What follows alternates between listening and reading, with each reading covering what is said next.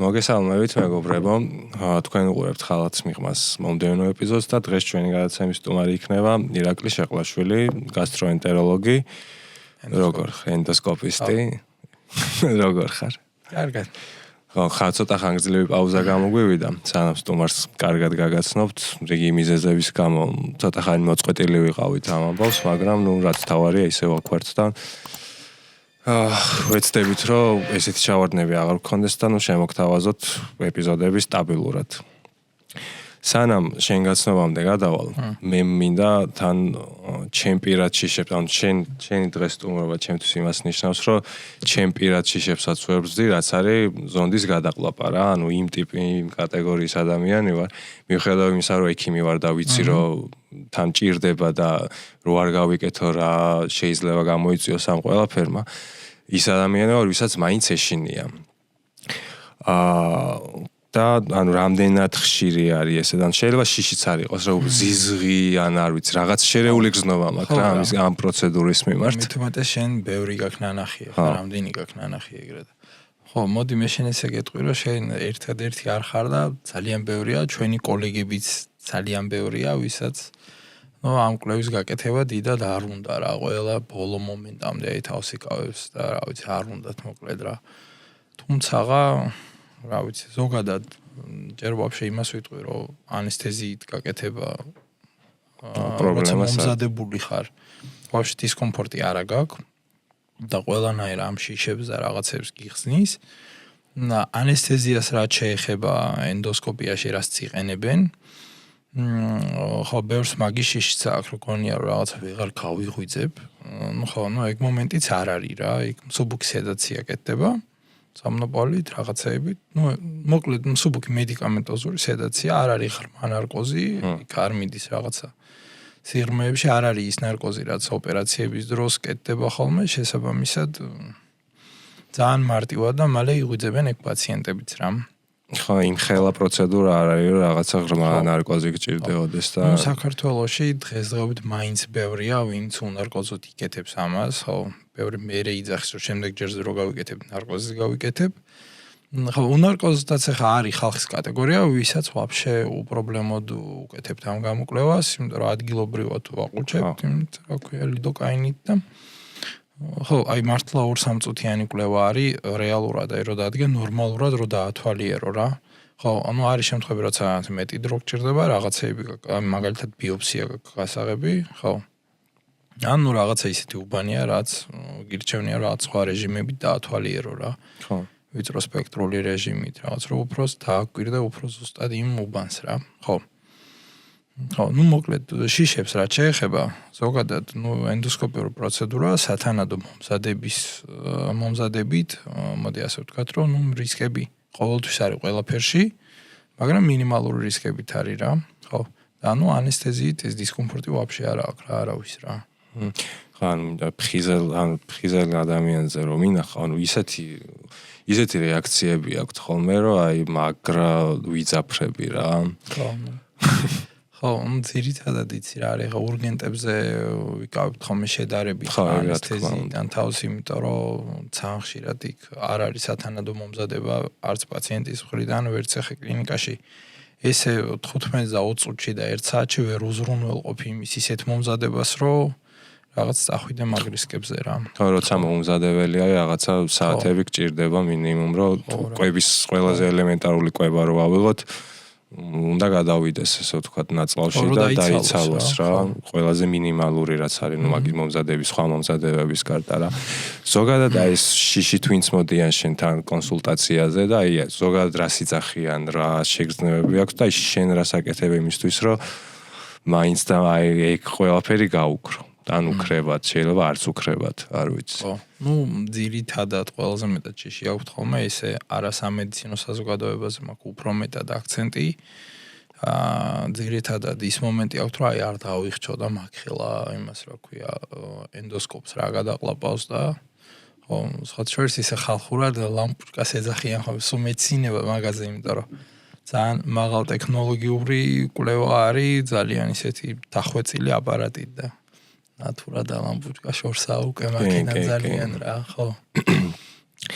ხო და ვცდილობთ ხოლმე რომ დავამშვიდოთ, აუხსნათ რა შეგრძნებები ექნებათ. პირველ რიგში ხა გასტროსკოპიაზე არის საუბარი ხა შენთან ამ მომენტში გასტროსკოპიას არ აქვს ტკივილი.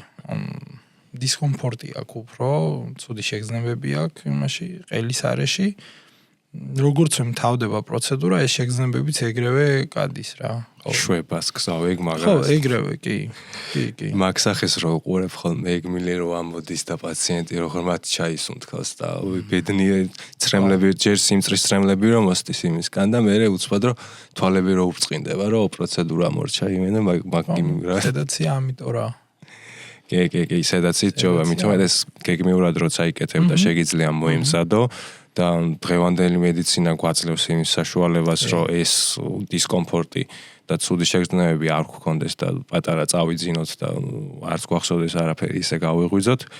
რა თქმა უნდა, ჯობია რომ ისე გავიკეთოთ, კი. იქ იმისთვისაც ძალიან დიდი კომფორტია, იმიტომ რომ იქ შენ იმაზე ვაფშე არ ფიქრობ, ის მომენტი არ გაქვს, რომ აი პაციენტს დისკომფორტი აქვს, რაღაც კიდე გჭირდება დრო რომ გაჩერდე, რაღაც დაათვალიერო, ან მასალა აიღო, საბიოპსიო იმით, რა ქვია, საბიოპსია აიღო, ან რა ვიცი, ბევრი მომენტია, რომ ხშირად გჭირდება რომ გაჩერდე, დაათვალიერო რა.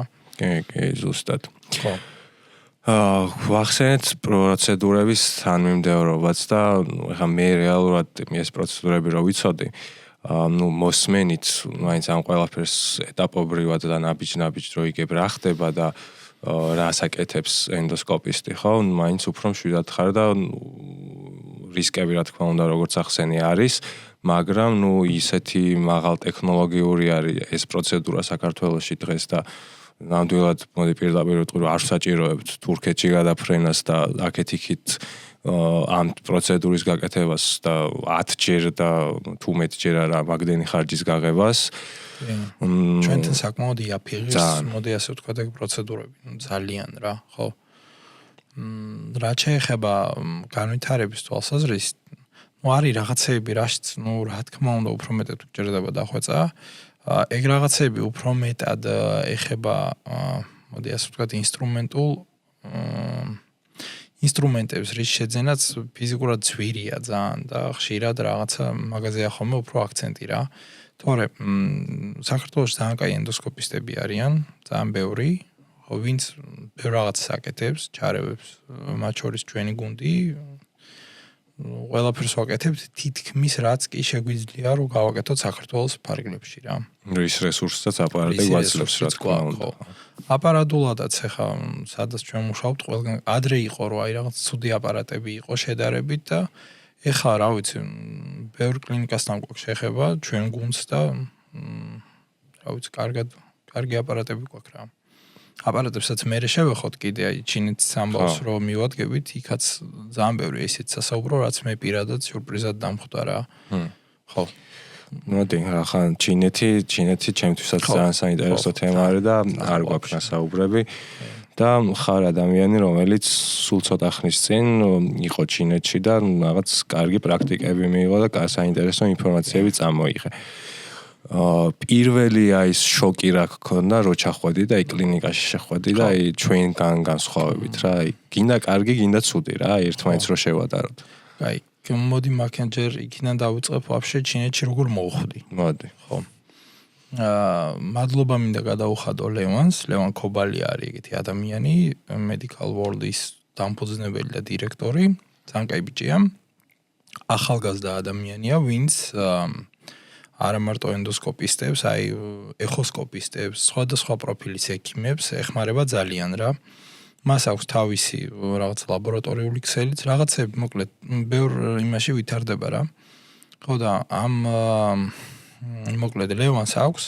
ლევანი უნდა გახდეს იმის ერთ-ერთი ჩინური ენდოსკოპების მწარმოებელი კომპანიის წარმომადგენელი საქართველოში. ოფიციალურად даже გახდა მე მგონი უკვე აპარატებიც ჩამოვიდა. ჯერ მაგის unboxing-ი არ გავუკეთებია. მაგას რო გავაკეთებ, თუ ეჭველი ჩავწერთ, იმიტომ რომ ძალიან საინტერესოა და ძალიან კაია. ხო, პირველ რიგში მადლობა ლევანს. ლევანი აი ძალიან ჩემ შემთხვევაში ხა მე ისეც მეგობრობ ლევანთან დიდი ხანია და კაი ტიპია რა. ხო და მაგას რო დავანებოთ, ანუ ადამიანია, ვინც სხვადასხვა დარგის ახალგაზრდა ექიმებში დებს შრომას, რესურსს, მიყავს არა მარტო ჩინეთში, რა ვიცი, გერმანიაში წაიყვანა ვიღაცები კიდე, აი მოკლედ ამზადებს ამ ხალხს რა, ასე ვთქვათ, ეხმარება საქართველოში რომ მედიცინა განვითარდეს. ხო, ჩემ შემთხვევაში ლევან თვითონ დამიკავშირდა და რა ვიცი, სიამოვნებით, რა თქმა უნდა, უარი არ უთხარი, რომ ძალიან გამიხარდა. წამიყვანა მოკლედ ჩინეთში რო წავედით, ჩვენ ვიცოდით, რომ იქ დაახლოებით უნდა ყოფილიყო დღეში 300-400 ენდოსკოპიური პროცედურა დღეში. 300-400 და ვიცოდით, რომ კლინიკა, ნუ დიდი კლინიკა იყო, არ ვიცოდ ნამდვილი ეს საწოლ ფონდი რამხელა ქონდა რა, იმ კონკრეტულ ერთ ჰოსპიტალს რა. ხო, Drum Tower ჰოსპიტალი არის ეგეთი ნანკინში, სადაც ჩავედით. გარჩ პირველი შოკი იყო ის, რომ ჯერ ვაფშე ტერიტორია ორ დაგვათვალიერებინეს, იქ რაღაც შეხვედრები იყო წარმომადგენლებთან, თვითონ ამ აუჰუას წარმომადგენლებთანაც, კლინიკის წარმომადგენლებთან, ჯანდაცვის რაღაც სფერო კი არა, დაიცა. მოკლედ მაგათ აქვთ ეს პროგრამა, ეხმარებიან სხვადასხვა ხალხს, სხვადასხვა ქვეყნიდან ექიმებს, რომ მაგათი თანადაფინანსებით ხდება ეს ყველაფერი, იმიტომ რომ საკმაოდ დიდ ხარჯებთან არის დაკავშირებული. ხო და კლინიკა რო დავათვალიერეთ, იმას ვაფშე იმ კლინიკას თავისი მუზეუმი აქვს, სადაც აი გასტროენტეროლოგიური მიმართულება ქონა მაგ კლინიკას თავიდანვე, სადაც იყო ეს გასტროენტეროლოგიაც, ენდოსკოპიაც, ყველაფერი და ეგ დავათვალიერეთ, კლინიკა დავათვალიერეთ და რო გააჟღერეს ციფრები. ხო, აი მე მქონდა შოკი რა, იმიტომ რომ გარედან შენობას რო უყურებ, კიდე ვერ მოდიხარ აზარზე რამხელაა. მოდი ასე ვთქვათ რა, კლინიკის მაგ Drum Tower ჰოსპიტალის შიდა სტაციონარული საწოლები არის 4300 საწოლზე აი კლინიკა. ერთი ჰოსპიტალი 4300 საწოლზე. ხო. ძალიან დიდი ენდოსკოპიაში მან დრო დავათვალიერეთ, ძალიან ბევრი სამანიპულაციოა, ციფრსაც გეტყვი, 37 სამანიპულაციო ოთახი იყო მარტო ენდოსკოპისტების ენდოსკოპიაში და 3 საკუთარი საოპერაციო აქვს. აი როგორი აღჭურვილი იცი, რომ აი რა ვიცი, რო შევედი, აღარ მინდოდა გამოსავით, ცოტა ხანი აქ ვიქნები, წადი თქვენ დაგეწევით მეთქი. მოკლედ ძალიან 40 სივრცე აქვს წარმოიდგინე რა, ერთ ჰოსპიტალს მუშაობს 30 ენდოსკოპისტი, 20 ინტერნი, ერთად მუშაობენ. დღეში 30 ერთი პროფესიის ადამიანი საშუალოდ 700 ენდოსკოპიური პროცედურა, ოპერაციები და манипуляციები, 700. ბოლომდე რომ ჩაწვეს მაყურებელი რა სხვაობა არის, საქართველოში კლინიკაში რამდენ პროცედურას აკეთებ დღეში, როცა შენი მორიგე ხარ? 5, 8, 10, აი მეტი არა ფიზიკურად რა.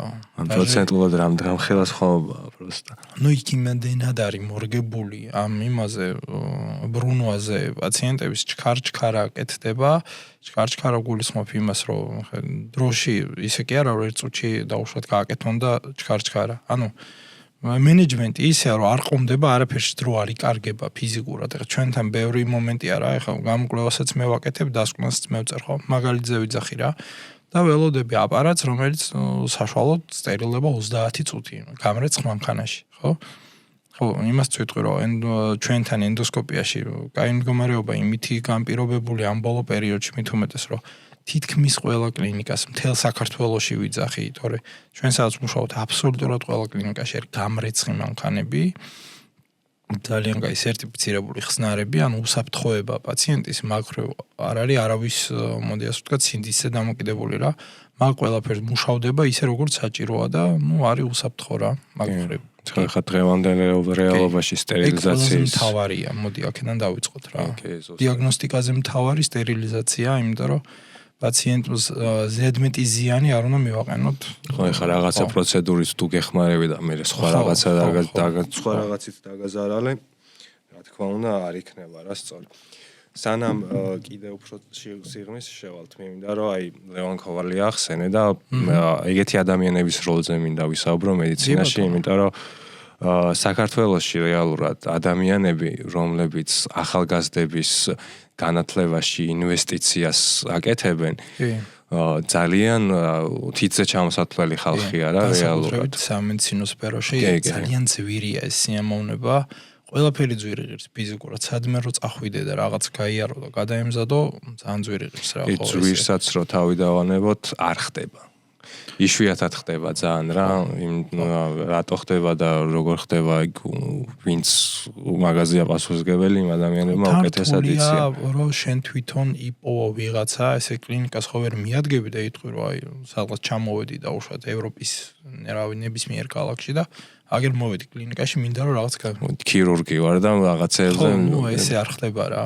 რაღაცა ჭირდება. უნდა გქონდეს რაღაც დაალაგებული და კი, ხო.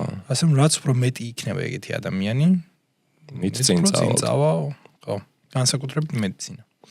თან ეხა იმას პარალელი რო გავაღოთ, ეხა ადამიანი რეზიდენტი რო ავიღოთ რა, რეზიდენტი რომელიც ხედავს დღეში 500 და 700 გასტროსკოპიას. მე იცი რას ვიტყვი, ჩინეთში ნახე, აი რეზიდენტს რო დაუბრუნდეთ და ინტერნეტს რო დაუბრუნდეთ. აი ხა გეტყვი რა არის ძალიან დიდი სხვაობა.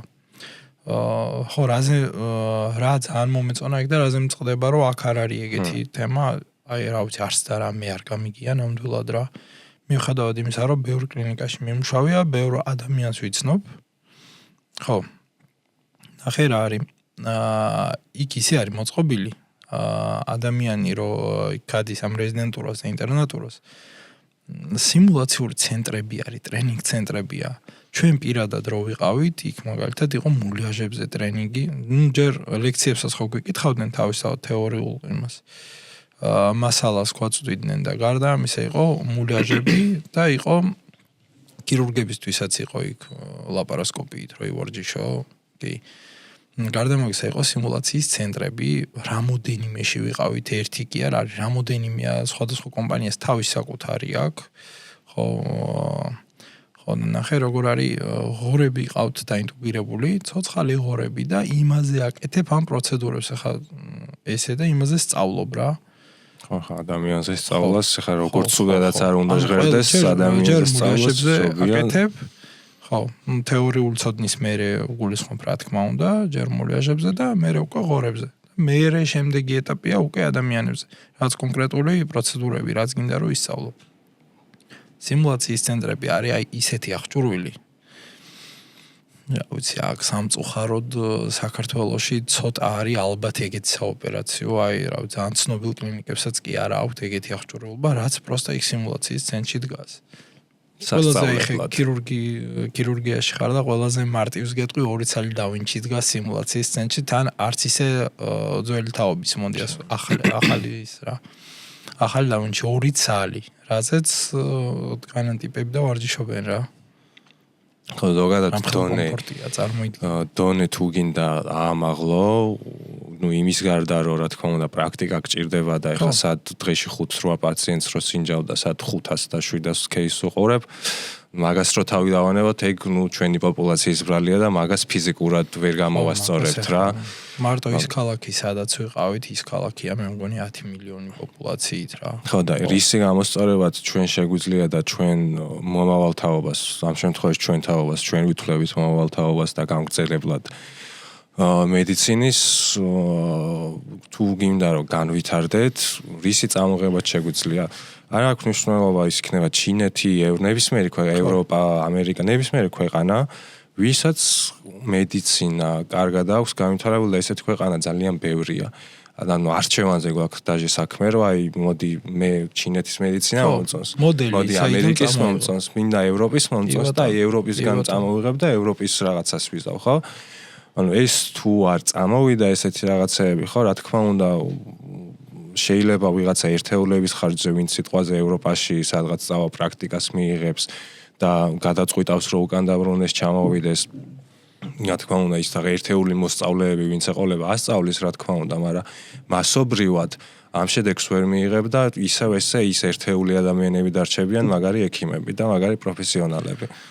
ჩვენთან მაგხრივ კიდე სხვა პრობლემაც არის, ჩვენთან ცოდნის გაზიარებაც ნაკლებად ხდება. ეგ ძველი თაობიდან მოყოლებული მესმის ეგ რა. ძალიან დიდი პრობლემაა რა. იმიტომ რომ შენ რო რაღაც ისწავლი და მოდი რო გაიზდები და დაბერდები, ვიღაც უნდა ასწავლო. თორე შენს იქით თუ ესე ნაკლებად ასწავლი ვიღაცას, ახლა ეგრე წინ ვერ წავალთ. რას ფიქრობ, რატო ხდება ეგ? ანუ მე პროსტა ვერ ხვდები ადამიანი. ნუ იმის გადმოსახედიდან ხვდები, რომ ფინანსური მომენტია, რომ ვიღაცამ არ აჯობოს, კონკურენტად და კონკურენციის თემა მგონია, მაგრამ მე მაგაში ძალიან გამიმართლა, მოდი ასე ვთქვათ, მე მყავს დღემდე ის კაცი ჩემი მასწავლებელი, ბატონი ნუგზარ კუჭავა, ვინც მე გამზარდა. სუპერ კაცია, აი უჭკვიანესი, ძალიან გამიმართლა, რომ ნუგზართან მოვხვდი. ნუგზარი გავიცანი და ბატონმა ნუგზარმა აი ბოლომდე გამიკვალა გზა, ვაფშე, აი არაფრიდან ბოლომდე რა. ხო, გარდა მაგისა, კარგ გუნდში ვარ, მოვხვდი. აი ნახე რაში გამიმართლა ძალიან. ვიყავი ნუგზართან ერთად, მთელი ეს პერიოდი, სანამ ლიცენზიას ავიღებდი.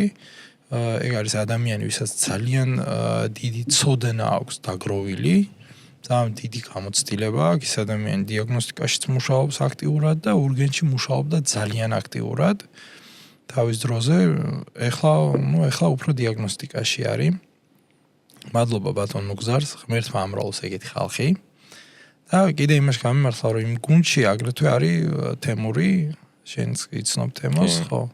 თემო არის ახალგაზრდა ადამიანი, ვინც არის მისტრაფის ახალი ტექნოლოგიებისკენ, ხო და მე იმაში გამიმართლა, რომ შემოხვდა ადამიანი, ვისაც ძალიან დიდი გამოცდილება აქვს, ძალიან დიდი ცოდნა აქვს და ეს ცოდნა და გამოცდილება მაქსიმალურად მიზიარა და დამეხმარა. ფიზიკურადაც რა მეკეთებინა პროცედურები და პლუს ახალგაზრდა ადამიანი, ვინც შემდეგი გაგრძელებაც, ასე ვთქვათ, ვისაც მიუყვები, ასე ვთქვათ და ერთად გუნდს მაგიტო ვიძახით, ჩვენ ვართ გუნდი, ურგენტებზეც მუშაობთ, ამბულატორიულ გეგმიურ კვლევებზეც მუშაობთ და ოპერაციული ჩარევებზეც ყველაფერზე მოკლედ მაქსიმალურად რაც შეგვიძლია რომ გავაკეთოთ რა. ეგ ძალიან კაი კომფორტია, იმიტომ რომ ანუ მეც ყველას არ უმართლებს იმ კატეგორიას მივეკუთვნები, ვისაც გაუმართლა და ბევრი რაღაცა ასწავლეს და ძალიან კიდე იმაზე მეც მასწავლიან კიდე რაც აქამდე რაც ვისწავლე, დარწმუნებული ვარ. და მადლობა მათ ამ ყველაფრისთვის, უბრალოდ როცა ხედავ, რომ ესეთი შემთხვევები არის და 9:1 პროპორციით რა, ესე რომ ავიღოთ და რო უყურებ, ანუ ერთ იმ სტადიაზე რო ხართ რა, ასე ვთქვათ, მედიცინაში რაღაცა და რო უყურებ ვიღაცა შენ ხელა ტიპს, რომ აი ახაობს და არაფერს არ აკეთებინებს, ან ძალიან ბევრ შრომობს და ჩვენთან ძალიან ანახებს კიდევაც რომ შრომობს რა. რეზიდენტურის პრობლემაა კიდე ძალიან დიდი პრობლემა არის ეგ. რომ ძალიან ბევრი ადამიანია, ვისაც უნდა ექიმობა, ვინც ჩააბარა და ამთავრა უნივერსიტეტი და მე რაღაც რეზიდენტურის არაადეკვატური გამოცდებია, ჩემი პირადი აზრია ეს ხა, ურავინ მომიწყენს. და იქ პლუს კონკურენცია რაღაც იმდენად ისეთი, რომ აი მეც მოყვება მაგ ლოგიკაში, რომ არაადეკვატურია, მაგრამ შენ რატო ფიქრობ, რომ არაადეკვატურია? ხო წაკითხავს ეგ ტესტები ჯერ როდინდელი ტესტები და რაც არის ისიც არასწორი პასუხი. ანუ პროსტა უნდა დაიზეპირო და ეხა ექიმი ხდები, რაღაცა ტესტები უნდა ჩააბარო და პასუხები უნდა დაიზეპირო არასწორად. კი, იმის გამო რომ პროსტა იქ ეგრე არის შეტანილი და მორჩა რა. და იმის გამო რომ გაგიმართლოს და რეზიდენტურაში სადღაც მოხდე. რა ვიცი, ეხა ახალი თაობა მოდის, უფრო ისეთი გამოსული თაობა მოდი, ასე ვთქვათ, უფრო მებრძოლი თაობა, ეგება რაღაც შეცვალოს იმ თაობამ, ჩვენც დავეხმაროთ. ჩვენზე პატარებს გულისხმობ მე, ვინც ეხლა იკვალავს გზას. თან რეალურად გზები მათ, ან ჩვენც კი ასე თუ ისე ჩვენ შედარებით გაგვიმართლა. ჩვენზე წინა თაობა კიდე უფრო ცუდ დღეში იყო და იმას წინა თაობა იძახდა, რომ წიგნებიც კი არ იყო, საიდანაც რაღაც ნორმალურად შეგვეძლო რომ წაგვეკითხე. ჩვენ მაგხრივ ისეთ პერიოდში ვარ, სადაც შეიძლება გამოიწერო, მოდი ასე ვთქვათ, ონლაინ წიგნი, თუნდაც და ტელეფონში AI-ის კითხე ბოლო-ბოლო. ნუ ხო, AI თლად ძალიან ანუ ინფორმაცია თუ გინდა ლიტერატურას მოგაწვდის, ეხლა რა დიაგნოზ დაგისვავს და პაციენტს გვამკურნალებინებს, ეხლა რა თქმა უნდა არა. ხო და იმის თქვა მინდა და რომ ანუ ჩვენ ვართ ბევრი ახლა უფრო ხელმისაწვდომია და მარტივად ასე ვთქვი. ჩვენ ვართ თაობა, ვისაც გაგვიმართლა რაღაცებში, ანუ თუნდაც იმ კუთხით, რომ ჩვენი თაობისთვის თუნდაც საზღვარგარეთ სწავლის გაგრძელებაც რთული და დიდი თუ მოინდომებდა, პრობლემა არასდროს არ ყოფილა რა და ეხლანდელი თაობისთვის მით უმეტეს როცა დაინახეს საქართველოს ჩვენ თეორიულ სწავლაზე ვიძახით, ნახე, აქ მაგას ვიძახდი, რომ ახლა ქირურგია, მეც ზოგად ქირურგია დავამთავრე ხო რეზიდენტურა და მე ენდოსკოპიაში გადავემზადე თავის. მე ნუ ენდოსკოპია მინდოდა თავიდანვე. უბრალოდ ეგ გზა უნდა გამევლო. ეგეც სხვა შორის მიმაჩნია რომ არასწორი ენდოსკოპია ვაფშე ცალკე უნდა იყოს, ანუ არც ქირურგიაზე უნდა იყოს ესე მიმოვლინდა, არც იმაზე თერაპიულ გასტროენტეროლოგიურ მიმართულებაზე, ანუ ენდოსკოპია არის ენდოსკოპია. საკმაოდ განვითარდა, აღარ არის ისეთი ვიწრო დარგი, რაც იყო, რა ვიცი, 30 წლის წინ. დღეს ენდოსკოპიით ძალიან ბევრი რაღაც კეთება შეიძლება და ნუ მაგაც მე შეგვიძლია დავშვით გავაგრძელოთ. რაც შეეხება იმას, აი რას ვიძახდი ან ნახე. ქირურგია არ არის სფერო, ენდოსკოპიაც არ არის სფერო, სადაც მარტო თეორია, ანუ გინდა ამიტომ სიმულაციის ცენტრები, გინდა ვიღაცა ვინც შენ დაგაყენებს და გასწავლის. ფიზიკურად გჭირდება რომ ეს რაღაცები უნდა აკეთო რა და ხელიც უნდა გეწყობდეს ხელს მაგასთან ერთად. ეხლა თუ ისეთი ტიპი ხარ რომ რაღაცის კეთება, რაღაცები არ გეხება, არ გამოგდის ხო, ანუ ეხლა მარტო სურვილი თავისას ვერ შვება რა. ეხლა მინახავს ძალიან მაგარი მცოდნე თეორიაში, ძალიან მაგარი ადამიანი, უბრალოდ ხელი ვერ უკაჩავს რომ ეს ყველაფერი გააკეთოს რა, და პირიქით. და სამწუხაროდ პირიქით. პირიქითაც. და ნუ ორივე ცუდია, ძალიან ცუდია ორივე. ნუ ის პირველ შემთხვევაში შენ დაუნებურად ნუ არ გაქიხარ ადამიანს მაგის ნიჭი ვერ იზავრა და არსებობს მედიცინაში ბევრი მიმართულება, სხვაგან შეგიძლია გადაემზადო და წახვიდე და ბევრიც არის სხვა შორის რომ გადაემზადა და წავიდა და უფრო კარგად არიან, მეტ წარმატება მიაღწიეს და მეც სიკეთეს შვებიან ფიზიკურად, მეც სიკეთე გამოსდით. ხო, რა თქმა უნდა. აკეთონ რა. და ისტორია. რესურსი უფრო ყოფნით, რომ სხვა რაღაცაში უფრო მაგრები იყვნენ. ეგ მაგრა, ანუ ეგ პირველ რიგში ეგეთ სიტუაციებს ვინც აფასებს ადამიანი რა, ორმაგად დასაფასებელია რა. ეხლა არის რაღაცები, რაც აი არ არის ჩემი და ნუ არ გამომდის რა, არის მეც ყველას გვაქვს ეგეთი რაღაცა და მაინც რომ სიმღერა არ მიხერხება. სიმღერაში ხმა რო ამოვიღოთ, ალბათ გაიქცევა ყველა, სადაც არ უნდა ვიყო. სულ ერთ 500 კაცში ვიყო, მე რო ხმა ამოვიღო და სიმღერა დავიწყო. გაიქცევიან ხო რა და ძალიან ცუდი ვარ. ეს ჩავედით უკვე ქირურგიაც ვახსენეთ, ენდოსკოპიაც ესე განცალკევებული და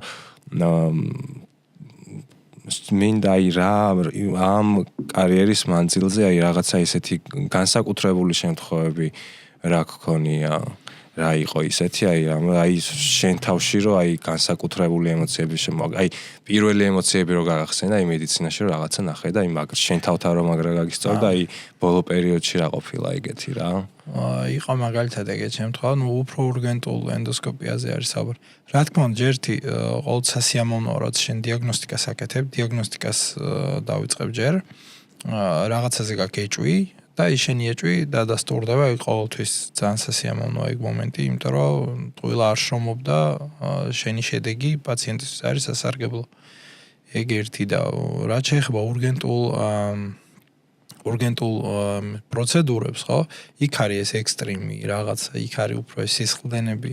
ბევრჯერ ყოფილა ისეთი აქტიური სისხლდენები, როცა აი ძალიან რთული ყოფილა იმის გაჩერება რეალურად და პაციენტის ზამძიმე მდგომარეობაში, იმიტომ რომ ბევრი დანაკარგი ქონია და მივსულ ვართ იქამდე, რომ გაგვიკეთებია ეს ყველაფერი და პაციენტი გამოჯამთელებულა. განსაკუთრებით ვარიკოზული სისხლდენები იყო ხოლმე ისეთი, რომ რთული არა იმის აქტიური სისხლდენის დროს.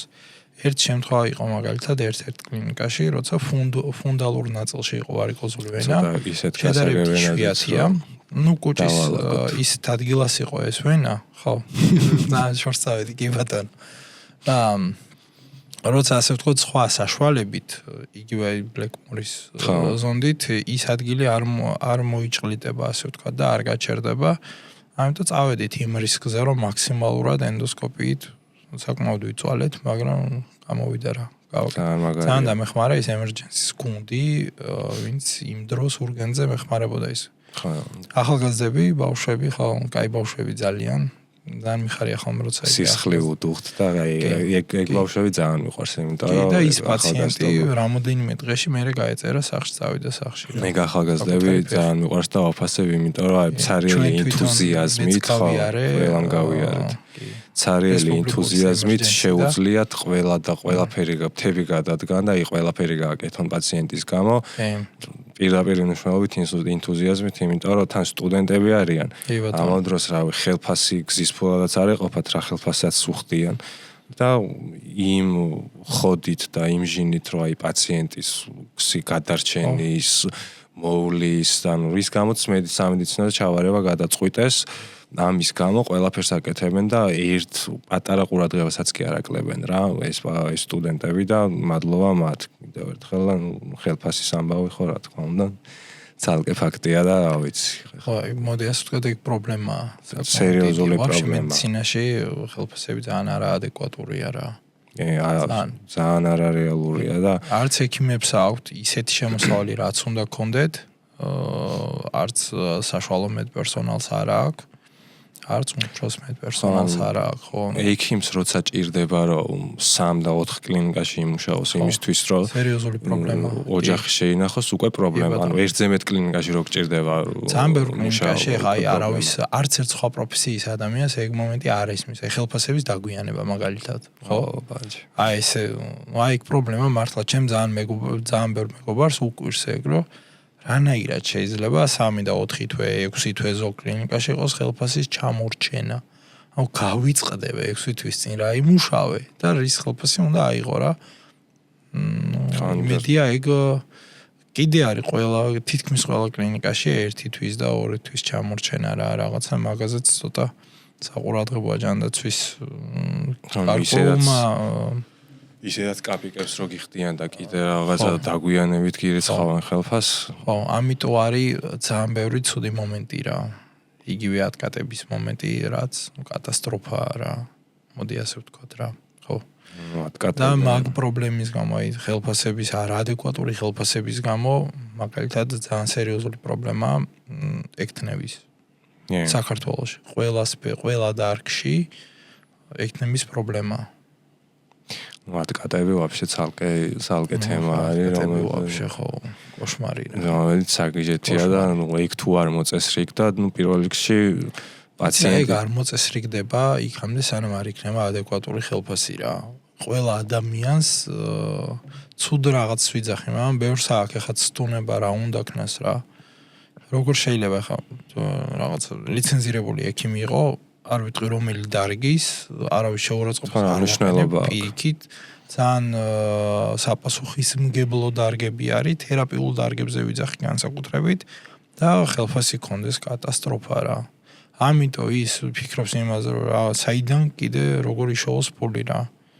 ეგ არის მე ფარმაცევტული ბიზნესი და მთელი ამბები რა. კი, და ნუ ადამიანი რომელიც გასაჭერშია ну რაღაცა პურის ფული რო არა აქვს მართლა და ну რაღაცა ჭირდება ну ეხლა რა თქმა უნდა გასამართლებელი საქციელი ჩემთვის არ არის როგორც ჩემნაირი მორალისადმი მქონე ადამიანისთვის რა უბრალოდ სხვა კუთხი და ორივე კუთხით რო უყურებ რა ეხლა ადამიანი რამდენი ადამიანიც არის იმდენი გონება არის და იმდენი აზროვნება არის რა და იმისთვის ეს ყველაფერი შეიძლება დისკომფორტს უქმნის, მაგრამ მაგნაბიჯზე მიდის, იმიტომ რომ შეიძლება მაგნაბიჯის მის უკან ისეთი რაღაცაები დგას და ისეთი ვალდებულებები მაგალითად კი. ხო, ყველაზე ელემენტარული რო ავიღოთ, რომ მორალით შეიძლება აწუხებდეს, მაგრამ დგავს ამ ნაბიჯს რა და ეგ ფაქტი რო ხდება და პირველი გამოსწორების გზა რა თქმა უნდა რაღაცა ხელფასების ამ კომპლექსურად უნდა დაალაგდეს რაღაცეები რა ეს მარტო ერთი რაღაცით არ კეთდება რა ხო სისტემური პრობლემა არის რა ეხლა ეგეთი რაღაცეები რო ხდება მარტო ერთი რაღაცის პრობლემა აღარ არის ეგეთი რაღაცა რო ხდება მინიმუმ 2 ადამიანი უკვე გარეული არის ხო მაგ ყველაფერში მინიმუმ და ეგ უკვე ორი პრობლემა არის. მაგის გარდა კიდე მაგამდე საიდანღაც ხომ მივიდნენ, რაღაცა ხომ მოხდა, იმ ხელა ბექგრაუნდი აქვს, სანამ ეგ ყველაფერი მოხდებოდა, რომ აი ჯერ მარტო ეგ პრობლემა რო ავიღოთ, სხვა პრობლემებს რო შევეშვათ რა, მატკატების თემას. სანამ მაგამდე მივიდნენ, რაღაც გზა ხო გაიარა, რომ სანამ ეს ვიღაცეები შეთანხმებოდნენ, რომ იცი რა მე შენ პაციენტს თუ გამოუშვებ ჩვენთან რაღაცას მოგცემ, ხო?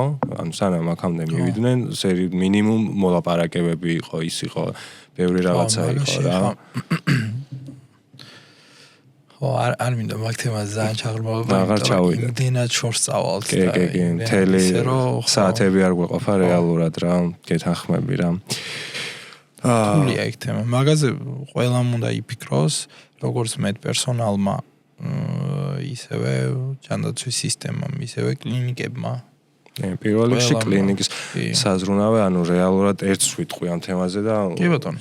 დავასრულებ, ანუ რეალურად კლინიკა როცა ხარ და შენ ექიმ ვიღაცას კონსულტაციას რო უტარებს და მე სხვა კლინიკაში გიგზავნის პაციენტს კლინიკა უნდა ფიქრობდეს რა მინიმუმ რაღაცას მინიმუმ რაღაცეები ანუ მომართვიანობა ანუ კონსულტაციაზე რო სიტყვაზე არც სფეროს არ ვახსენებ არაფერს არ ვახსენებ საერთოდ რაღაცაში მოგდის 100 კონსულტაცია რა ქირურგის და საოპერაციო არის 10 და აქედან ორ ოპერაციას ორი ოპერაცია რო კეთდება შენ კლინიკაში ანუ რაღაცა პრობლემა არის და უნდა კითხვები უნდა გაგიჩნდეს რა სტატისტიკას კვარტულურ ან თვიურ ან კვირეულ სტატისტიკას რო ამოწმებ რაღაცა კითხვები უნდა დაგბადოს ამ ყველაფერმა რა მე ესე უყურებ ამ ყველაფერს ჩვენთან არის კიდე იცი რა არის ის გასაგებია რომ არავის არ უნდა ენდოსკოპიის ესე გაკეთება თუმცა კიდე ერთხელ ვიძახი რომ ყველაფრის კეთება შეიძლება სედაციით საჭირო მომზადების დროს ჩვენთან არ არის ის კულტურა რომ ადამიანს სანამ რაღაცაი ძალიან არ შეაწუხებს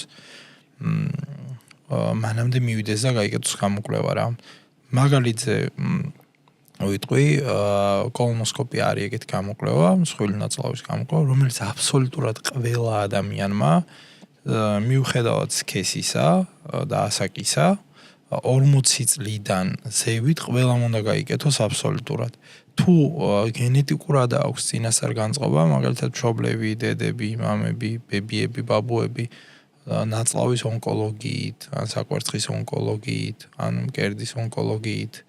დატვირთულია, მაშინ კიდევ უფრო ადრე ღირს ამის გაკეთება, იმიტომ რომ სამწუხაროდ ძალიან გახშირდა ონკოლოგიამ, ძალიან მოიმატა. ახალგაზრდებშიც მოიმატა ონკოლოგიამ და კოლონოსკოპია არის ერთ-ერთი საშუალება ყველაზე კარგი მოდი ასე ვთქვათ, როცა კოლორექტალური სიმსივნური ან კიბოების აღმოჩენა თავის დროზე აღმოჩენილი კიბოების შედეგი არის ძალიან კარგი. იმიტომ რომ პატარა წარმონაქმნებია, პოლიპებია, რომლის მოშორებაც ენდოსკოპიურადვე ძალიან მარტივად ხდება, მინიმალური გართულების ალბათობით, ჩარევაც თვითონ ინვაზიური კვლევაც ასე ვთქვათ მინიმალურია. და პაციენტი არის, რა ვიცი, აგრძელებს ცხოვრებას მშვენივრად რა. კი. ვცდილობთ ყოველთვის რომ მივაწოდოთ ეგ ინფორმაცია, განსაკუთრებით ის პაციენტები, ვინც ჩვენთან ხვდებიან და ვისაც უყურებ რომ უკვე დავშვა 40 წელს უახლოვდება ან გადაცდენილია ყოველთვის ვეუბნები რომ მოდი რა მოემზადე და იფიქრე ამაზე, ნუ გადადებ, იმიტომ რომ მე რაღაც ასაკის მერე უკვე მე სხვა პრობლემებით არიან ხოლმე. კი. გეთანხმები. და პროფილაქტიკა ახსენე და მაინტერესებს აი კვების ამბავში როგორც ენდოსკოპის ისე გეკითხები რა ამ ყველაფერს კვების ამბავში ჩვენ როგორ შეგვიძლია რომ შევუწყოთ ხელი და ჯანმრთელი კუჭნაწლავი გქონდეს რა კვების გარდა ის რა უნდა გავაკეთოთ იმისთვის რომ ჩვენ არ დავაზიანოთ ესე ვთქვათ და არ გავავარესოთ გამარეობა ვთქვა პირველ რიგში ვაფშე ზომიერება ყველაფრის ერთ-ერთი კარგი მომენტი არის ზომიერად ყველაფრის დაცვა რა. ხო, ყველაფრის ჭამა შეიძლება ოღონდ ზომიერად. ჩვენ რაღაც ცოტა ზომიერებაშიც გვიჭერს მაგხრივ სამწუხაროდ დალევაშიც, კეიფშიც ძალიან ისე ეხა ბევრი კორპორატიულები იყო და ამიტომ ზედმეტად კი მოგონებები გახსენდება ჩადენილი ცოდვები. არა მძიმეა. ჩვენი სამზარეულოდ ზოგადად მძიმეა, ბევრი ცომეულია და ან კულტურის ნაწილია რა, რეალურად აი ეგ თუნდაც ეგრე კვება, თუნდაც ეგრე დალევა, იმიტომ რომ ევროპაში ვიზიტის დროს ოჯახში ვიყავი, ჩემი ძმის ოჯახში იტალიაში და სულ სხვა ანუ ის თემა საერთოდ არა აქვთ, რომ აი მოდი რა იცი ჩემი სტუმარია და ერთი 20 სახეობის საჭმელი უნდა მქონდეს ეხა საღამოს სავოხში მოდი დავждებით. პორეულობა, აი ცომეულობაა ძალიან მძიმე და ბევრი. ხო, ამიტომ ჭარბწონიანი ხალხის რაოდენობაც ბევრია. დიაბეტიანი ხალხის რაოდენობაც ბევრია. ძალიან. ხო. ევროპაში ნაკლებადაა შედარებით. ზომიერება იციან და მაგიტო რა ამერიკას ცალკე ბურგერების პრობლემა აქვს. ხო, ფასტ-ფუდი. იქ ვაფშე. ჩინეთში მაგალითად ჩინეთში პური თითქმის არაა. ორი კვირა რაც ვიყავი, პური ვაფშე არ მიჭამია. ფიზიკურად არსად არ შემხვდა რომ რაღაცა ესე კვებებზე რომ მიმეღო რა. ისე როგორ მოერგე აზიურ სამზარეულოს? იმიტომ რომ ხა ჩინეთში რომ მიდიხარ მარტო ლაფშა და სუში არ გაქვს რა პირი. გავსინჯე. ბევრი რაღაც ძალიან გემრიელი იყო, უბრალოდ ძალიან მწარეა თითქმის. მე მწარე დიდად არ მიყვარს და მევგიჟდები. ძალიან მწარეა, იმდენად მწარეა რომ არ ვიცი, ვერ წარმოიდგენ რა. მამიძახიან რომ ინდური უფრო მწარეა. ინდური ვაფშე ჯოჯოხეთი. ანუ ეხა აქ რო არ მოგატყო ვერურისკავ აქაურ ინდურ საჭმელებს გასინჯოს რა. ზედმეტად სისუფთავე არის მან შეიძლება არ იყიდეც, მაგრამ მე მგონია რომ არ არის რა. ამიტომაც ვერურისკავ მაგრამ ინდოელებს განსაკუთრებულად ვაფშე ძალიან საშინლად სხარე რაღაცეები აქვთ როგორც ვიცი რა. ჩინეთს დაუბრუნდით და აი რა არის და მე ჩინეთი ვახსენეთ ისევ და რაღაც მოდი ისევ დაუბრუნდეთ და აი შეგიძლია მითხრა აი რა არის ჩინეთში აი განსაკუთრებულად მოწესრიგებული რა აი ისი მოწესრიგებაც ჩვენ შეგვიძლია და აი კარგი გქონდეს აპარატურა ვიცი ხო აპარატურა და ეს რაოდენობა ხალხის გასაგებია იცი რა კულტურა ცოტა სხვანაირი ხალხი ძალიან მორიდებული ხალხია ძალიან თავდაბალი ხალხია სხვა შორის ხალხი ძალიან მომეწონა რა თან მეგობრული კომფორტული პაციენტები არიან კი იქ ესე იგი რაც ნახე ყველა კვლევა აბსოლუტურად ყველა კვლევა კეთდება სედაცით აბსოლუტურად 100% რა ხო ჩვენთან ეგრე არა აი 100% კეთდება სედაცით და მუშახელიც ეს მუშახელი ცუდი ნათქვამია სამედიცინო პერსონალიც ყველა კაბინეტში თითო ანესთეზიოლოგია ანესთეზიოლოგის და ყველაში ვიძახი აბსოლუტურად ექიმია, ექთანია, ექთნის ასისტენტია, ცალკე სასტერილიზაციო სივრცე აქვთ, ძალიან დიდი, აი უზარმაზარი სასტერილიზაციო სივრცე აქვთ. ერთდროულად დავითვალეთ, გვაინტერესებდა ჩვენი სპორტული ინტერესი. კი, ერთდროულად 38 ენდოსკოპი სტერილდება. ერთდროულად, ხო. მაგის გარდა კიდე რამდენი რაღაც სტერილდება. ძალიან ბევრი აქვთ, ანუ ფიზიკურად ეს აპარატურა ძალიან ბევრი აქვთ რა, ანუ ფაქტიურად არ ჩერდებიან ეგენი. ხო და ნახე. ნუ აი რაოდენობა ეგრე არა. ხალხი ძალიან მაგარია. სხვა შორის ისუფთავია ძალიან ჩინეთში, რაღაცა არც ხალხი იმაშვება, რა ქვია. ძალიან ის არის მოწესრიგებულია რა ყველაფერი.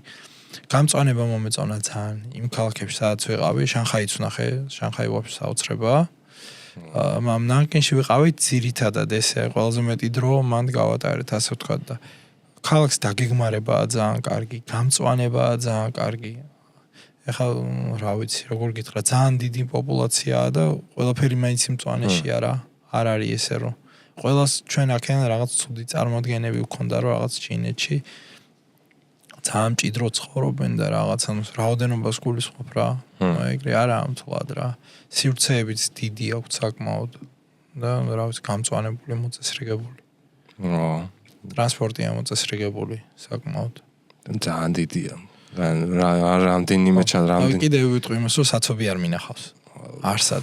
შანხაიში 24 მილიონიანი თუ 25 მილიონიანი პოპულაცია, ნუ დიდი რა ყოველში 20-ზე მეტი წარმოიდგინე. საცობი არაა.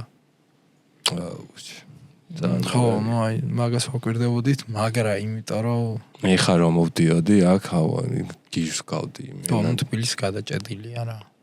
მანქანაზე საცობი არა, წარმოიდგინე რა. მანქანაზე რა მონაკვეთშიც აღარ უნდა დაჭდე, დღეს უკვე ყველგან საცობში იჭიტები რა და. დაჟე ღამე გამოძახებებზე ხშირად მიწევს ღამე სიარული და ღამეც. და იქ ჩინეთში კომუნიკაციის ამბავში როგორ იყავენ? ხო, ჩინელები ნაკლებად იციან სხვა ენები. ხო, მაგალითად აეროპორტშიც მაგარი პრობლემაა ენების ცოდნა. მქონდა რაღაც მაგათი აპლიკაცია, თვითონ რას იყენებენ, იმით ვთარგმნდი ძირითადად. და გარდა მაგისა, არის ხა ექიმებმა ინგლისური იციან. ხო, ინგლისურად მქონდა კომუნიკაცია. პლუს ჩვენთან თარჯიმანი იყო, გოგო ძალიან კაი ტიპი. რომელმაც იცოდა ინგლისურიც და იცოდა რუსულიც. ხო და მაგრამ ხალის რამოდენიმე გოგო იყო, ვინც იცოდა რუსული და ინგლისური რა და იმათთან მქონდა ძირითადად კომუნიკაცია. ისე ქალაქშიც ესე რომ გაიარო, ნაკლებად ძიან სხვა ენა არ აქვთ მაგის ის. რომ მე გამახსენდა ეხლა შრომელი ხალხია, აი სასწაულად რა. მე გამახსენდა ეხლა შენ რო გააძრე ვიდეო, ჩვენ რო მაგში გვაქვს და რაღაცებს უკეთავს და იქ რიგში რო ჩაეწერები მაგისთვის რო ეგ გაიჩნდა. ნახე კლინიკაში რა იყო, ანუ რეგისტრატურა და ის ეგრე ნაკლებად მინახავს. იქ ვაფშე სხვადასხვა სივრცეები ნაკლებად ნახე ენდოსკოპიაში იმდენი საქმე იყო და იმდენი ახალი რაღაცა რომ აი ვერც ემერჯენსი ვერ ვნახე არ და მინდოდა ემერჯენსის ნახვა მაგრად მაინტერესებდა.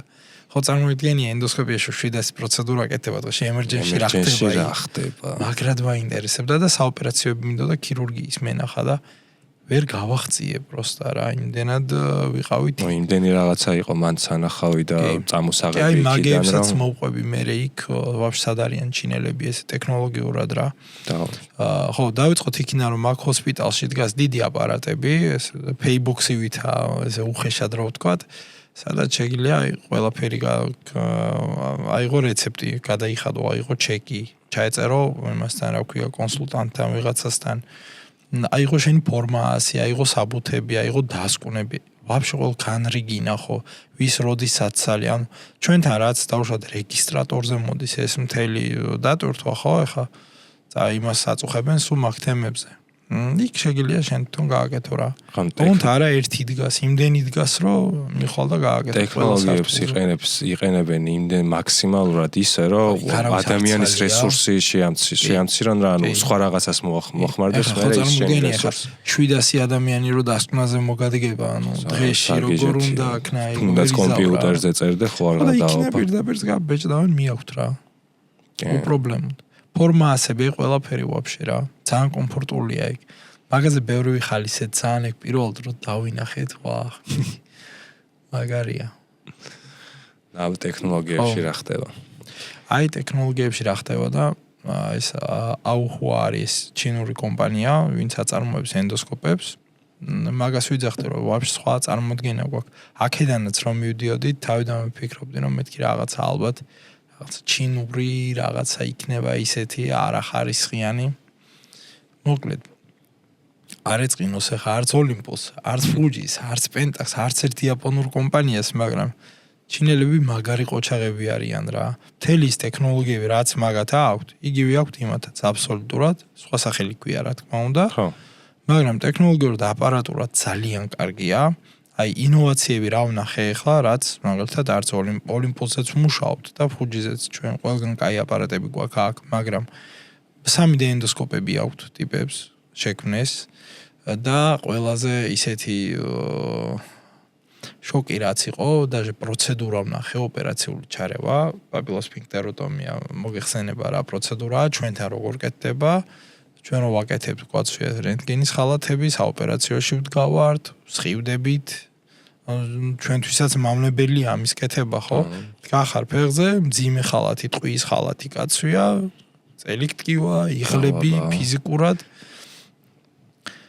ჩინელებმა აუჰუამ შექმნა რობოტი ენდოსკოპიური, სადაც ეს აპარატი იდება, დუოდენოსკოპი იდება, შენ ზიხარ სამანიპულაციო სივრცეში. აი როგორც კატლაბის სამანიპულაციო სივრცე, უნდა კატლაბში ხო შიგნით არიან ინტერვენციონისტები. ანუ აქ შენ ზიხარ და ამით მართავ ჯოისტიკით ამ ყველაფერს. აბსოლუტურად ჩვეულებრივ აკეთებ ამ ჩარევას, ისე რომ არანაირი დისკომფორტი არ გაქვს. შენ საკუთარ ჯანმრთელობას არ აყენებ არანაირ ზიანს, ზიხარ, არც სხივდები. თან ის ექიმი ვინც ამას აკეთებდა კარგ განწყობაზე.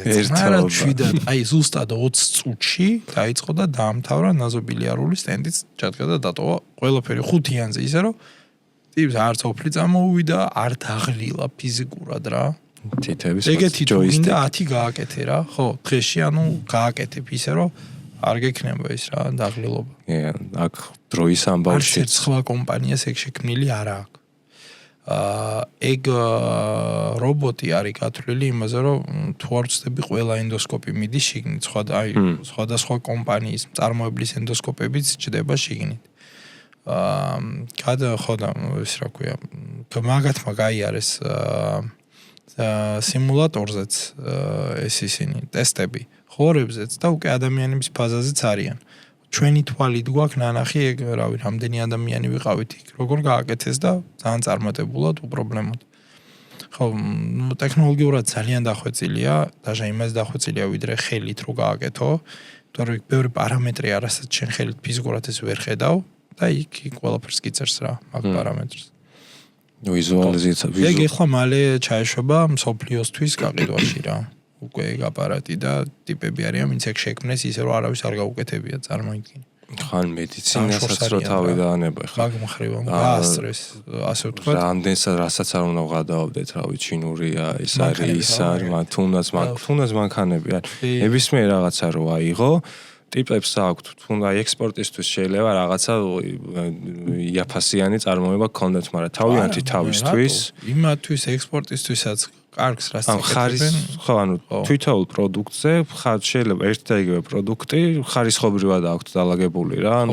ერთ ვიზუალურადაც აპარატურას რაც შეეხება აი ეს რაც ვნახეთ ძალიან კაია რა ვიზუალ ახლა ფას არ გავაჟღერებ მაგრამ ამჯერე კონკურენტებს ძალიან გაუჭერდებათ რა რაც იქ მაგ კომპანიაშიც ვიყავით დაგვათვალიერებინეს ყველაფერი ძალიან მოგვეწონა რა ძალიან და ერთადერთი სახელი რო არის ხოვა რაღაც ნუ მაგას დრო ჭირდება რა ჩემი აზრით რომ მარა ნუ ფასში დარწმუნებული ვარ იმ ხელა კონკურენციის ჩამოვიდა ლევანთან ეგ აპარატურა და მაგის unboxing-ს რო გავაკეთებთ აუცილებლად იმას ვიზავთ რა გადავიღებთ მაგ ყველაფერს და პლუს ერთ-ერთ კლინიკაში დაიდგმება უკვე ეგ აპარატი და ალბათ მე დარწმუნებული ვარ ბევრი მოვა მაგის სანახავად ენდოსკოპისტი რომ დარწმუნდეს რა არის და როგორ არის თან პლუს ფასში წამყვან ბრენდებს იმ ხელა კონკურენციას შეუქმნის რომ ხარისხიც ძალიან კაი აქვს საცდელად მინიმუმ ვიღაცეები ჯიბეზე რაღაც კლინიკები ვისთვისაც მინიმუმ იმიჯის ნაწილი შეიძლება იყოს ეგ ყველაფერი ჯიბეში ხელს ჩაიყოფენ ჩემი აზრით იმედია ალბათ ხო ჩვენთან ხო იცი ძნელად არის რა ჩვენთან ახლა ერთ-ერთი კომპანია ხო რო შემოვიდა მაინც ხალხი მაინც განწყობილა იმ ძველისკენ აი როგორც მანქანებზე მაგალითზე რა Mercedes-ი ყველას Mercedes-ია იმას ვერავინ ხვდება რომ ბევრმა სხვამ შეიძლება ფასი ხარისხით აჯობოს რა ეგეთი ვარიანტია რა ხან მანქანა თვითონ ისეთი რაღაცა დრო ჭირდება ძალიან დიდი რა ხა იმ ხელა ისტორია აქვს ყველაფერს მაშინ საქართველოში ენდოსკოპისტების ტენდენცია რაც არის ესე რა იქაც აი ყველა აი ოლიმპოსი ძალიან კაია აი არ დავაკნინებ ვერ დავაკნინებ იმიტომ რომ მართლა ძალიან კაია даже ჩვენ ხალისობდით რომ ოლიმპოსი არის Rolls Royce აი ეს მანქანების პარალელი რო გავა ყველასთვის გასაგები რო იყოს ამ ჩვენ ვართ ქვეყანა ვისაც ეს Rolls Royce ცოტა ძვირია ხანდახან ხო თუმცა თითქმის ყველგან ოლიმპოსი მაქვს მე მაგალითად Fuji-ც მაქვს Fuji-ზეც მუშაობთ ნუ ძალიან კაია რა ძალიან მართლა მაგრამ ჩინელები აი კეფასთან არიან რა ძალიან ახლოს მათ უნდაც ნახევარფასში რომ იგივე ნახევარფასში რომ იგივე რაღაცას გთავაზობენ ტექნოლოგიურად ზუსტად იგივეა სხვაობა აი საერთოდ არ არის არც ფერებშია სხვაობა რაც ფერებზე ადრე ვიღაცები ამახვილებენ არ არის საერთოდ სხვაობა ეგეთივე რბილი ენდოსკოპებია რა ვიცი კაია ძალიან რა კაია ხელმისაწვდომია რაც თავარია ხო ეგ ასწორებს რეალურად რა ეხა რომ ფასის კუთხით და ხარისხის კუთხითაც ნაკლები არ იქნება იცი მაგაში და შენ თვალით ნახე და როცა დრო მოვა და შემოვა ეს ყველაფერი მოდი ასე ვთქვა ვაფშე სხვა მოლოდინი მქონდა ველოდებოდი რომ რაღაცა არ იქნებოდა ეგეთი კაი და რა ვიცი გაგურებული დავჩი მართლა აი მთავარია წლები რო გავა თვითონ გამძლეობის ვარიანტში როგორ იქნება ყველაფერი გაკეთებადია მთავარი იყოს სერვისი რა ხო იგივე არის ოლიმპოსიც მშვენივრად კეთდება და Fuji-ც მშვენივრად კეთდება ნამდვილად რა სერვისის მომენტია რა იმას წაკაი სერვისი ნელებსაც ეკნებათ იმიტომ რომ რამდენადაც ვიცი პრეზენტაციიდან რამდენადაც მახსოვს სადღაც 100 ქვეყანაშია წარმომადგენლობა მაგათი რა და მე მგონი სერვისი სადღაც ჩეხეთში აქვს თუ სადღაც ამ ახლოს აქვს შორს არ აქვს რა ესე ზუსტად არ მახსოვს ახლა მაგას თავს ვერ დავდებ ნახდად იმიტომ რომ ნოემბერში ვიყავი და ზუსტად სადა აქვს სერვის ცენტრები ახლა ეგ უკვე ლევანს ეცოდინება ოღონდ დრო გავიგებთ ჩვენ რა გვაქვს კაი ესეთი წყალწაღებულებიც ხო არ ვარ. არა ვარ წყალწაღებულები. ჩვენ გვაქვს მონდომება რომ ვაკეთოთ რაღაცები.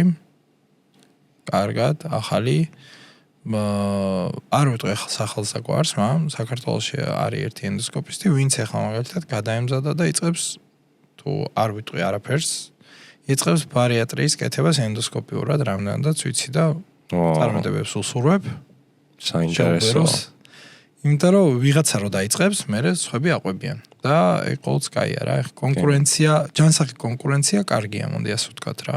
ეხლა თუ ჩემი რაღაც ქმედება ვიღაცას უბიძგებს რომ მე გამიჩნდება ის მომენტი რომ აი ალექსანდროს კარგად აკეთებს, მეც მინდა რომ კარგად გავაკეთო და ვიღაცა კიდე გამოჩნდება რომ აიცი რა იმ კლინიკაში რო ვაკეთებ, მოდი ჩვენ კლინიკაშიც გავაკეთოთ და ეგ მომენტი უნდა იყოს. მთავარი არ იყოს მონოპოლია. კი. მონოპოლიის დროს ხარისხი ფუჭდება რა. ანუ გინდა არ გინდა, ანუ შენც რო რაღაც ახალს აკეთებ, კონკურენტი რო გყავს, უფრო იმაში ხარ რა, რაღაცა რა გზნობა დავარქვა. სხვა ჟარგონულად. მოჭიმული ხარ, უფრო მოჭიმული ხარ და შენს მაგ მოჭიმულობაში ვითარდები და დონეს არ კარგავ. და ეხლა როცა და პლუს მაგას ეხლა მე როდესაც რაღაცას გავაკეთებ, თუნდაც ჩემი რაღაც ერთი ქმედებით ვიღაცას თუ შემიძლია რომ მინიმუმ ის ბიძგი მივცე რომ იმანაც იგივე და იწყოს მე ბედნიერი ადამიანი ვიქნები, იმიტომ რომ ანუ ისეთი რაღაცა გავაკეთე, რომ სხვასაც ანუ რაღაცა ისეთი კაი გავაკეთე, რომ სხვასაც მოუნდა და სხვამაც დახარჯა თავისი რესურსი და მე ყველაფერი პირიქით ბედნიერებას მომენჭებს და ის მომენტი საერთოდ არ მექნება, რომ აი მე დავიწყე და ეხლა ესეც ამყვა და ეგ პირიქით ანუ რაც მეტი ვიქნებით, ვინც კარგ რაღაცას გავაკეთებთ, მით უკეთესია ჩვენი ქვეყნისთვის და პაციენტებისთვის, რა თქმა უნდა რა. ცოტანი ვართ და გეთანხმები მაქსიმალურად ზუსტად. აი პაციენტების ჩინეთში პაციენტების სიწყნარეს გაუსვი ძალიან ხაზი რა ცოტა ხნის წინ და აი რატო გაუსვი ეგრე ხაზი ანუ რითი განსხვავდებიან ქართველი პაციენტებისგან აი არც ხმაური არც ჩოჩქოლი არაფერი ანუ აქ ცოტა რაღაცები სხვანაირად არის ხოლმე ხანდახან არის რიგები რაღაცა ჭუბობენ რა ჯერ მე ვიყავი მე ვიყავი რა ვიცი იქ ეგეთი რამე არ შემიჩნევი არც ერთხელ რა პუნქტუალურად თვითონ ხალხი რაღაცა მშვიდი წყნარი კულტურა ფეთქებადი ხალხი ვართ რა ხო ხმამაღლა პარაკის პლუსიც აქვს და მინუსიც რა თქმა უნდა კი რა თქმა უნდა იმ ჩუმატყოფნასაც თავისი მინუსები აქვს და ნუ ჩვენს თავისი მინუსები აი პაციენტებთან ქართველ პაციენტებთან ურთიერთობაში რამე ისეთი კომიკური რაღაცები ხო არ გადაგხდენია რაღაცა გექნება რა რა ვიცი მაგალითად ну бронхоскопия უნდა გამეკეთებინა და პაციენტი იყო მოსული და ვეკითხები რომ ხო ხარ მშიერი ხო არ გიჭამია ხა ეგ ისეთ პროცედურაა რომელსაც ნაჭამზე ფიზიკურად პროს ფიზიკურად არ უნდა არა ბრონქოსკოპიაზეა საუბარი იმიტომ რომ გულისრევის შეგრძნება ძალიან აქვს და შეიძლება დაასპირირდეს ძალიან მარტივად რა პაციენტი არაფერი არ მიჭამია და ცოტა მაინც აი რაღაცა ხო იცი რაღაცა რომ გაწუხებს რა ტიპი გეუბნება არ უჭამია მეკითხები რომ აბა რამე ხო არ დალიე აიცი რა ჩაი დავლიე დილით რა დააყოლე ჩაის ეკითხები ხაჭაპური დავაყოლე ბიჭო თუ ჭამე და დალიე ანუ უზმოდ რანაირად ხარ არაფერი ნუ ის პაციენტი რა თქმა უნდა გაუშვით და უთხარით რომ იცი რომ მოემზადე ესე და მე მოდი ეგ საჭმელში ითვლება რა ისევ ზომიერებას დაუბრუნდით ისევ საჭმელზე რომ ლაპარაკობდით ხო ნუ აი რაღაცა ხალხის წარმოდგენა რომ ხაჭაპური და ჩაი საჭმელში და სასმელში არ ითვლება ცოტა ის არის რა ეგეთ ნუ იშვიათია ეგეთ შემთხვევები რა თქმა უნდა და კიდევ კაი საბედნიერო უკონია შემთხვევა მაგალითად